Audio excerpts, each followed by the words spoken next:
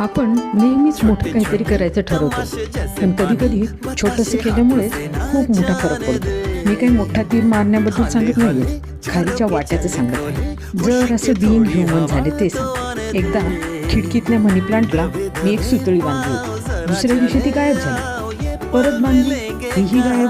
पाहिलं तर लक्षात आलं, एक चिमणी घरटं बांधायला नेत होती. शहरात पक्ष्यांना काड्या, सुतळी, गवत सहज मिळत नाही. जागा कमी आणि गर्दी जास्त.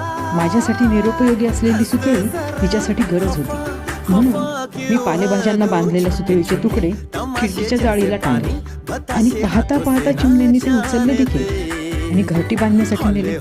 तेव्हा कळलं, आपल्यासाठी जे वेस्ट असतं तेच कुणासाठी तरी जगण्याचं बेस्ट असतं. दान मोठा असावं असंच काही नाही, भाव मोठा असला की मदत पोचते.